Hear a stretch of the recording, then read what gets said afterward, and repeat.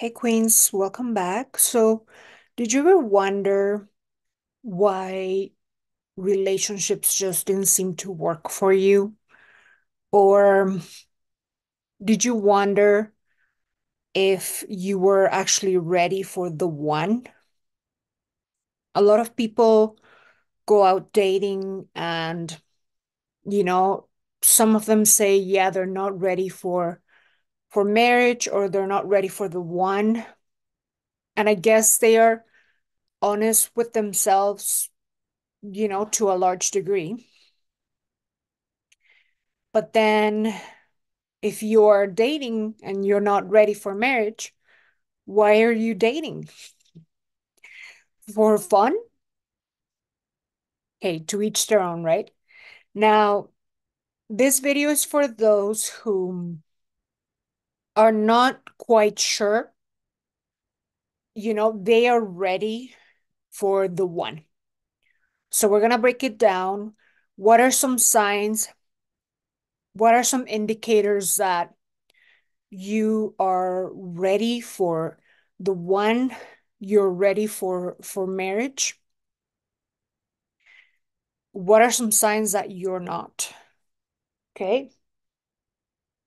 So, first and foremost, the number one um, sign that you're not ready for the one and for marriage is that you tend to place responsibility to the outside.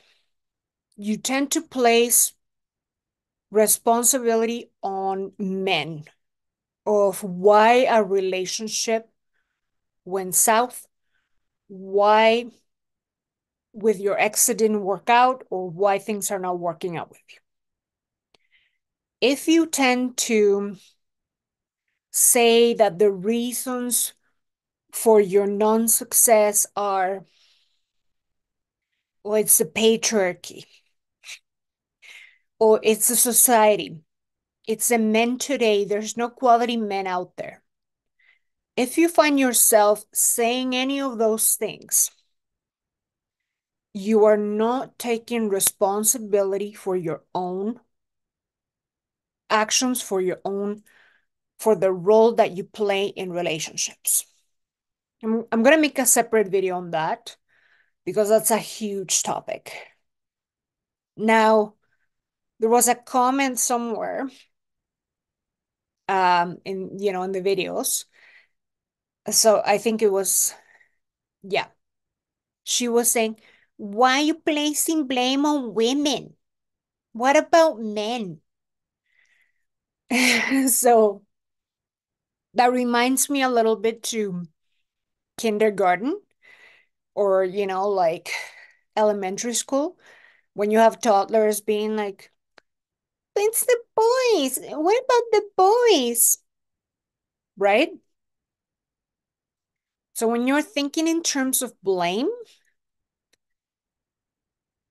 and you don't simply know that you play a role in, relationships are two people, not just the one. So when you realize that and take accountability for your own role, you know, it's a whole new world. But anyway, this is a sign number one.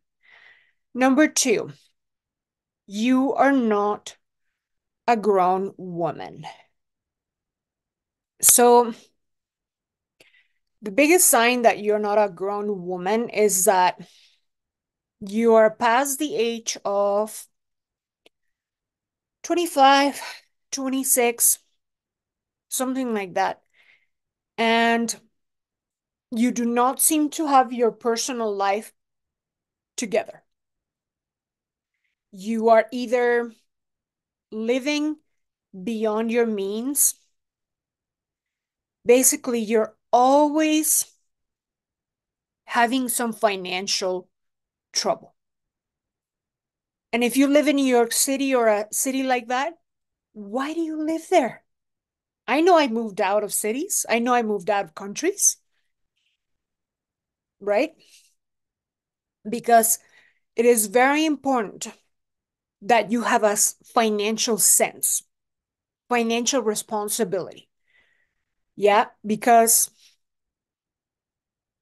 if you cannot manage yourself financially, you're irresponsible, living above your means. You have a bunch of credit card debt, aka you don't know how to manage your financial situation. You're going to be a prey, okay? You're going to be dating out of need, out of desperation, even if you're not thinking that's the case. It's going to put you in situations that will not allow you to step into your dark feminine energy.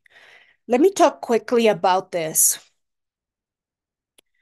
Growing up in Mexico, I've mentioned many times that it is the mecca of feminine energy. It's kind of like, was it born there or something? But it is like the mecca of light feminine energy. Very few women there. And what the women there are missing, it's the dark feminine energy.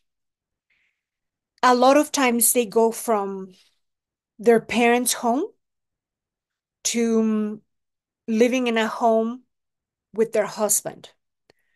They go from their dad taking care of them to their husbands taking care of them, which is exactly, it is our goal to find a man that will take care of you, yada, yada, yada. But when you didn't go through the rite of passage of womanhood, which includes you being able to tap into your masculine energy, to be able to tap into your dark feminine energy. I explain this better in one of my upcoming courses, uh, Dark Feminine Energy. I am Dark Femme is one of the courses coming this year, where I explain how when you don't have a developed masculine energy, when you're not able to move, make moves, go after what you need, and get things done,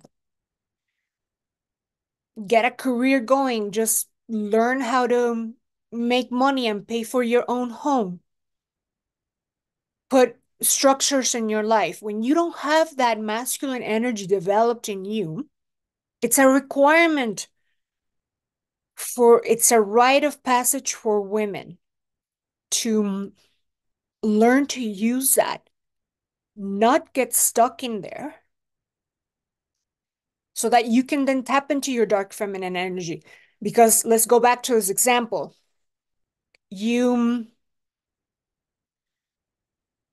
you get together with a man, your finances are a wreck, and he came to rescue you, okay? He came to your rescue, paid your stuff, so and so. But then you have no idea how to really be responsible on your own and all of that. And therefore, you don't put the boundaries, and you're not sting, you're not brave enough to say, no, this is not going to work. Um,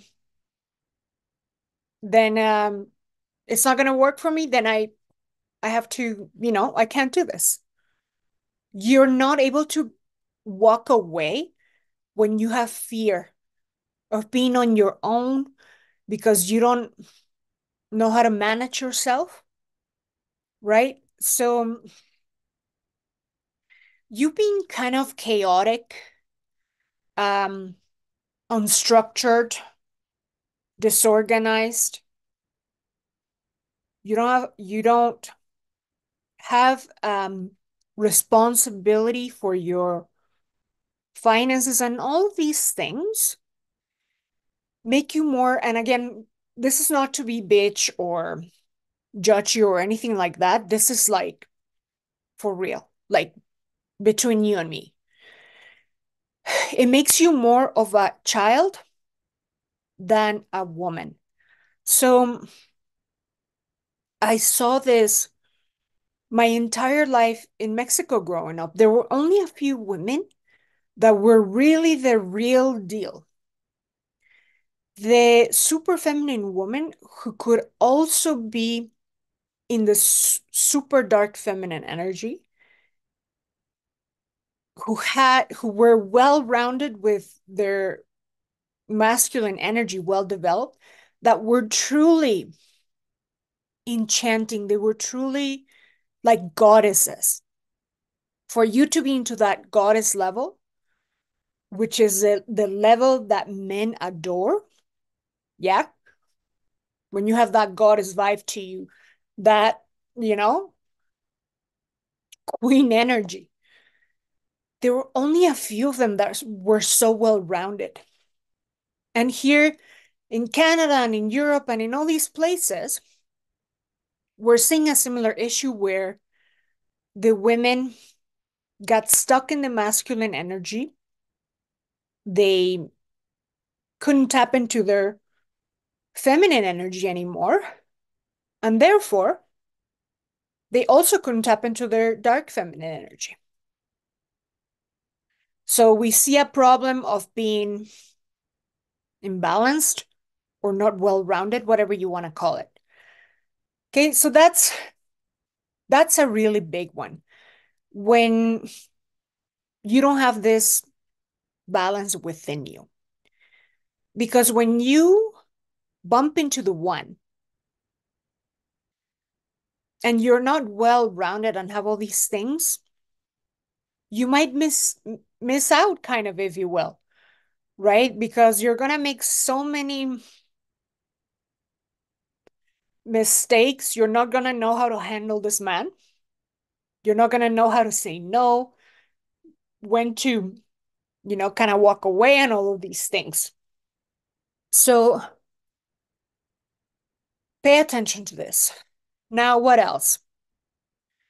When you are looking at surface level things that are instant gratification type of stuff, like chemistry, like too fixated on his looks. Because when we're looking for the one for husband material, the chemistry and all of that stuff, hopefully by now you know that these are things that are temporary, that you can create chemistry with and polarity with any man that is incredible to you. Yes, so long he's not repulsive to you, like physically, like smell, like for real, he's not repulsive, you can create something great. Because guess what? The good looking guy, the hot guy that turned you on so hard in the beginning, the first couple of years, he will be very, very repulsive to you when he can't take care of the family. Oh, trust me, he'll be repulsive and repelling as yeah. So, when he's the feminine pole, that's gonna be repelling as hell. Couple, you know, couple years down the line. What else? Um, Geez, I didn't write them down and now I forget.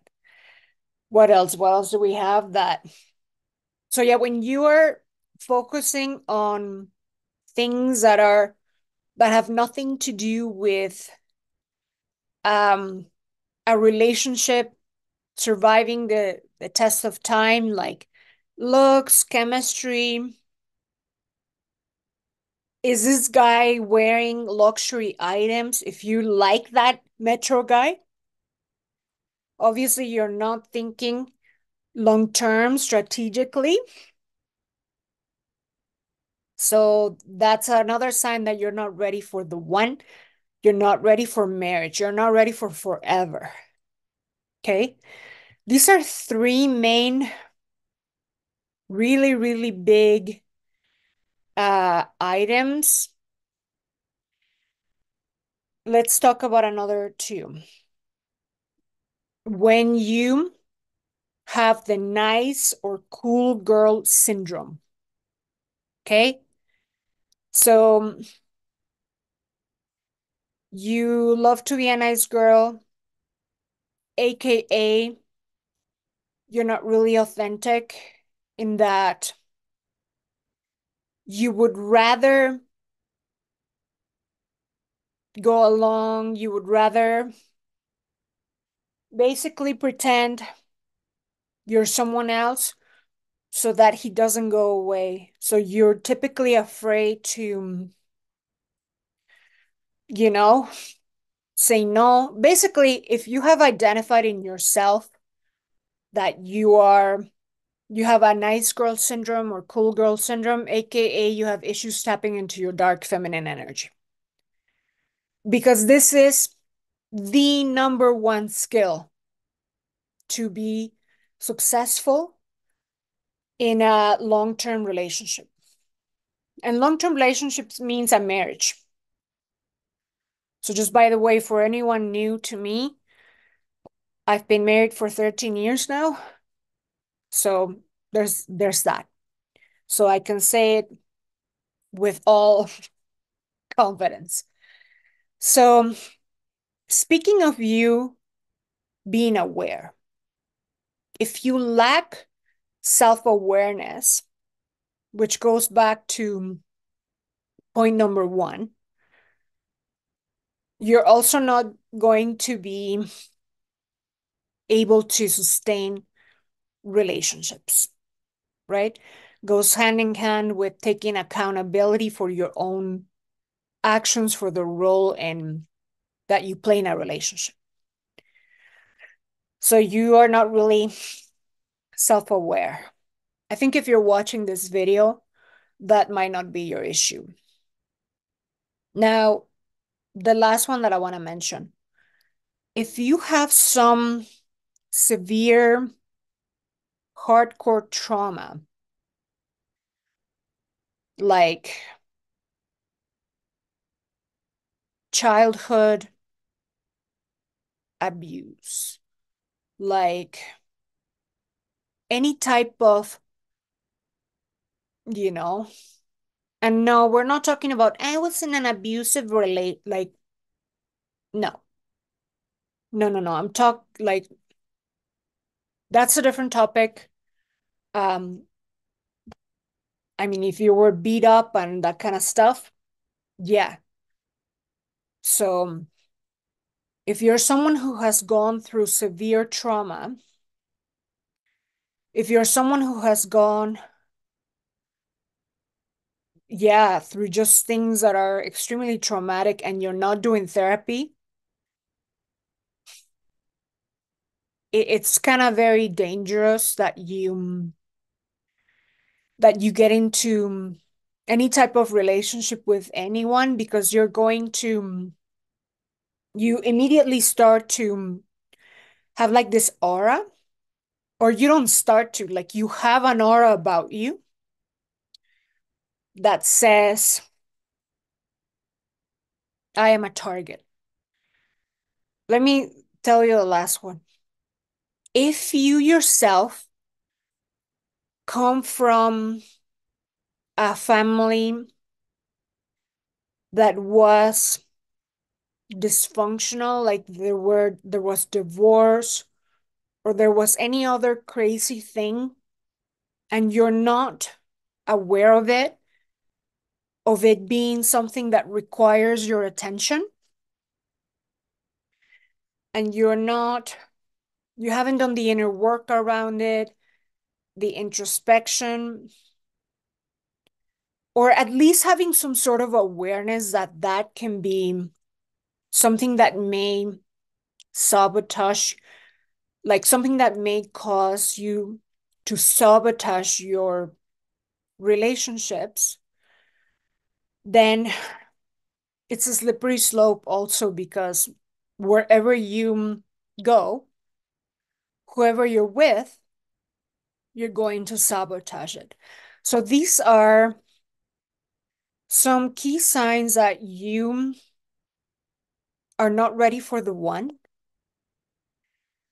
And I guess also if you're